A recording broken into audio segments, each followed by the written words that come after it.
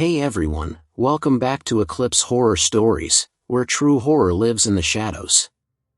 Before we begin tonight's story, don't forget to hit that subscribe button and turn on the bell, so you never miss what comes crawling out next, and tell me in the comments where you watching from. Now, turn off the lights, and let's begin. Story 1. The Hollow House. It was supposed to be just one last house before going home.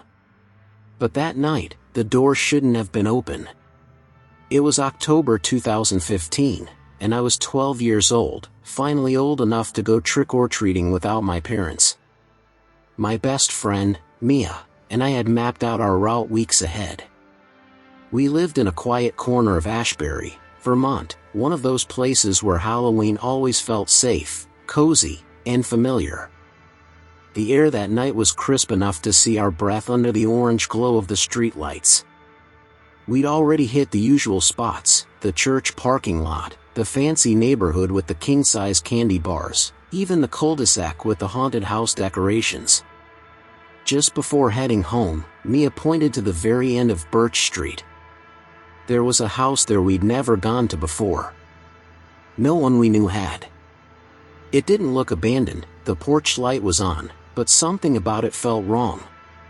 There were no decorations, no cobwebs or pumpkins, except for one plain, uncarved pumpkin on the porch. A single candle burned inside it, the flame twitching like it was suffocating. "Maybe they're just being spooky," Mia whispered. I shrugged, pretending not to be nervous, and walked up first. The old wood creaked beneath my sneakers. The front door was slightly open, just enough to make you think it was on purpose. "Trick or treat?" I called softly. No answer. That's when I heard it, a faint scraping sound inside, like furniture being dragged slowly across the floor. The air from the doorway felt stale, unnaturally cold, like walking into a freezer. Mia pointed to a small bowl just inside the doorway. "There's candy," she whispered. I hesitated, then reached in, careful not to cross the threshold. The bowl was filled with full-size bars, too good to be true. As soon as my fingers touched one, a hand shot out from behind the door and clamped around my wrist. I screamed. The hand was cold, rough, and strong. I saw only an arm, pale and hairy, and heard a grunt from the darkness.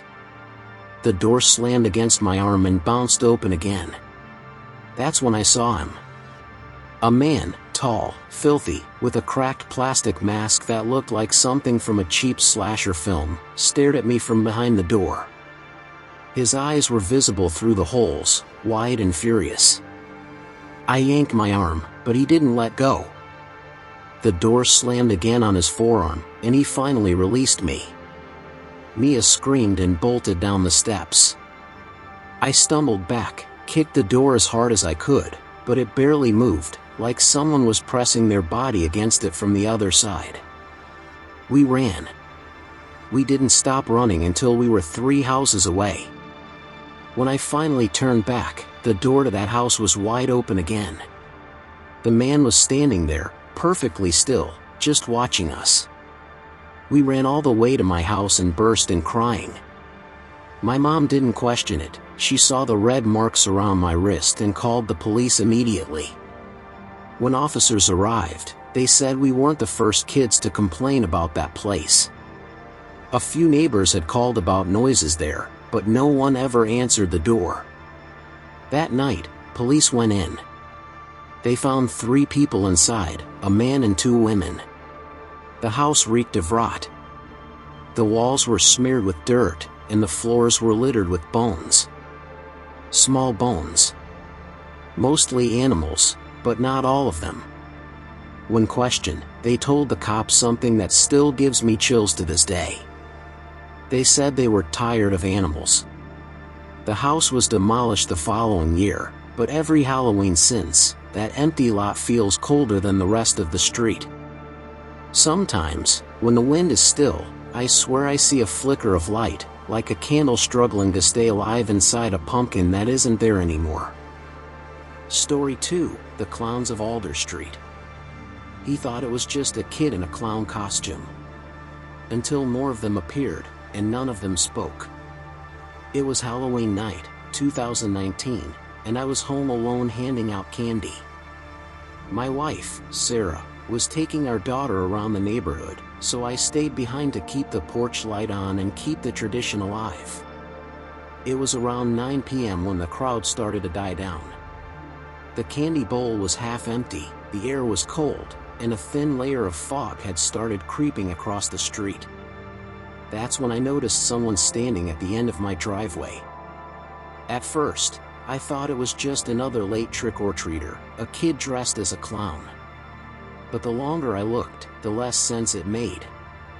The costume was old-fashioned, a faded yellow jumpsuit, a frilly red collar, and a latex clown mask that looked disturbingly real.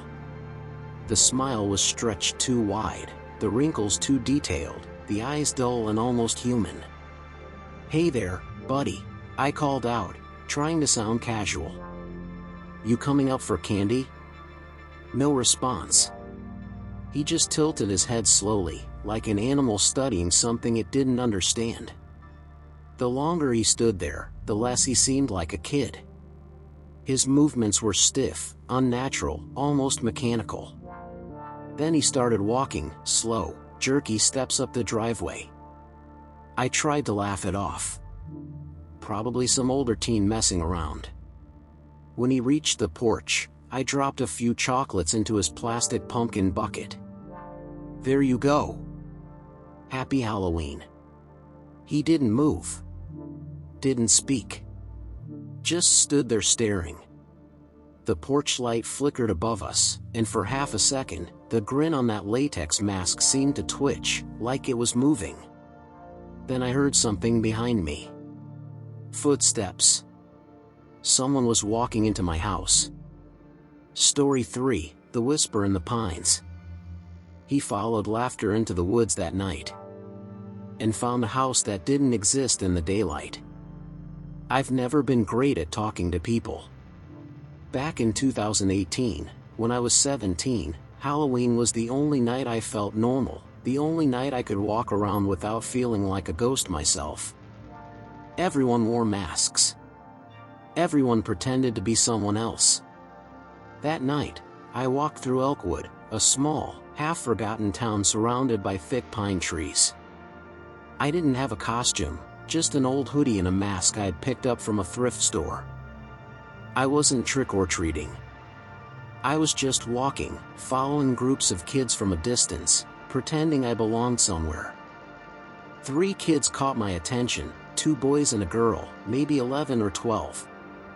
They were laughing, running from house to house, their candy bags swinging behind them. They reminded me of what I used to be before life got so quiet. Eventually, they reached the end of the neighborhood, a dead-end road that faded into the woods. At the edge stood an old 2-story house I'd never seen before. No lights. No decorations. Just a single window faintly glowing in the upper floor. The kids hesitated, whispering. Then, bravely, the girl walked up and knocked. "Trick or treat," she called. For a moment, nothing happened. Then the door creaked open. Someone was standing just inside, tall, hunched, motionless. At first, I thought it was a Halloween prop. But then the figure leaned forward, slowly, unnaturally, like its spine bent in half. The kids screamed and bolted off the porch. I stepped out from where I'd been watching, my heart pounding. The porch light had gone out, and when I looked again, the door was closed, the window was dark, and the whole house looked abandoned. No glow. No sound. Like it had never been there at all. The kids disappeared down the street. I should have followed them. But I didn't. Something in me needed to know what I'd just seen. The woods behind the house were still. No wind, no crickets, just dead silence. The kind that makes your chest feel hollow. I took one step toward the porch. That's when I heard it, a whisper. "Stay." I froze. The voice was right beside my ear, but no one was there. "Stay." It came again, louder this time. I turned toward the tree line, and saw him. The same tall figure from the doorway, now standing among the pines. I could barely make out his face, long jaw, hollow sockets where eyes should be. He didn't move, but somehow, he was getting closer every time I blinked. 10 feet away. 5. 3. The air around me felt thick, impossible to breathe. I ran. I didn't stop until I was back on the main road, my lungs burning and my legs shaking. When I turned back, the woods looked empty again. Just the faint outline of the trees under the moon. No house. No light. No nothing. Months later, the town started clearing that area for a new housing development. They dug up the soil near the tree line, and found what looked like the foundation of an old home buried beneath it, along with several small graves. Unmarked. They said they were from the 1920s. Children. I don't tell the story much. But sometimes, when I drive past that new subdivision at night, I swear I see a faint porch light flicker deep between the pines, and a shadow standing at the window, waiting for someone to come back.